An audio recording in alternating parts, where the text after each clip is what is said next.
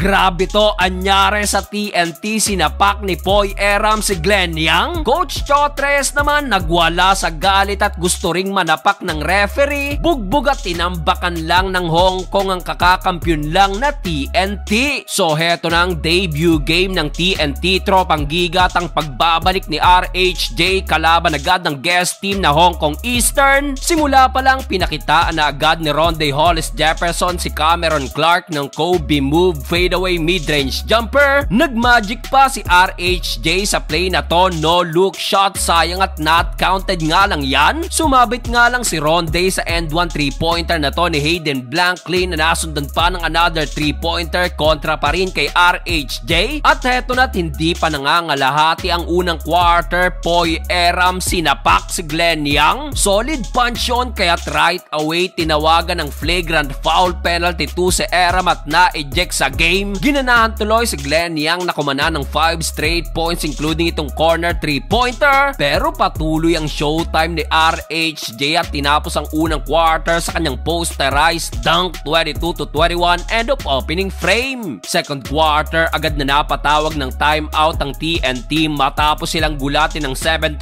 run ng Hong Kong Eastern. Grabe sa mga midrange J si Cameron Clark, ginagawang asintahan lang ang depensa ng TNT. Well, nabasag na lang ang run ng guest team dahil sa another dunk na to ni RHJ, one-handed throwdown na nasundan pa ng corner 3-pointer ni Glenn Cobontin. Dito na natiling buhat at unstoppable si Ronde na so far meron ng 21 big points. Halos naging shootout ang second quarter sa pagitan ni Ronde at Cameron Clark na meron na ring 18 points at 9 rebounds. Wala nang isang minuto, Ronde Hollis Jefferson hindi nirespeto ni Cameron Clark, pasok ang wing 3-pointer. Kaya heto at natapos ang first half, tabla lang ang talaan sa all 47. Start of the third quarter, heto na naman si RHJ, another wing 3-pointer sa harap ni Cameron Clark. Pero agad-agad binurayan ng back-to-back 3-pointer ni Kao. Matapos yan, heto't nag-init pa si Cameron Clark na ginawa na namang asintahan si RHJ sa kanyang mid-range J at wing 3-pointer. Under 6-minute mark, Hayden Blankley, another 3-point shot sa mukha na naman ni RHJ. At dito namagana ang lamang ng guest team sa double digit, 65-54. Under 2-minute mark, muling na ibabayan ng TNT sa single digit dahil sa tres na to ni Kim Aurin. Kaso muling inangat na naman yan ni Kao sa double digit, 73-63 end of third period. Fourth and final quarter, na-stress na si Coach Chot Reyes dahil kasi simula pa lang turnover agad na nagresulta pa sa two-handed slam ni Hayden Blankley. In total, 6-2 nating run ang nagawa ng Hong Kong Eastern na nag-angat pa sa biggest lead na 16 points. Sa galit ni Coach Chot, binunot lahat ng bench player at itinira si RHJ. Anyare sa TNT at nagwala pa sa galit si Coach Chot at halos gusto nang manapak ng referee. Matapos yan, napakalaki pa ng oras, sumuko na ang TNT at inilabas na rin si RHJ at sa huli, heto't bugbog at nabinyaga ng kakakampiyon lang na TNT ng Hong Kong Eastern.